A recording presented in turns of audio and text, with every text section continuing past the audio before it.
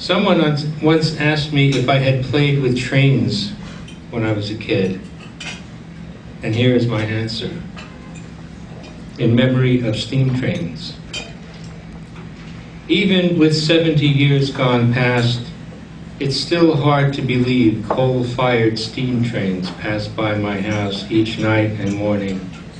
not 30 feet away. So close the engineer could wave to the small boy who stood waiting at the kitchen window.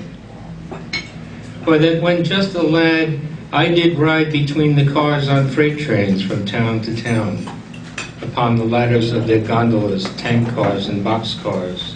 their huge drop-forged couplings just below me, groaning with the weight of oil, coal, and lumber headed north. Or that on one dark night, walking home on the tracks near a trestle we called Second Tunnel, a freight train nearly ran me down. The wind so strong in my face I never heard it coming, not even feeling its telltale rumble on the roadbed, but only saw the gleam of its headlamp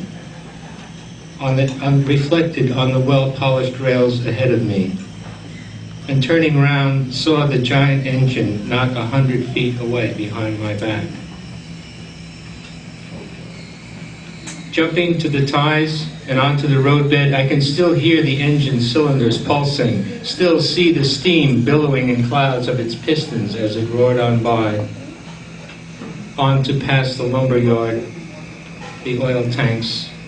the giant piles of pea coal, and finally the small house, a stone's throw from the station, a place I called home.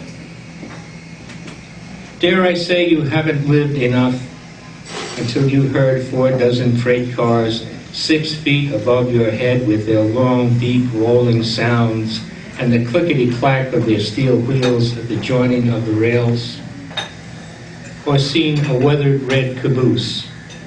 with its kerosene lantern tail lamp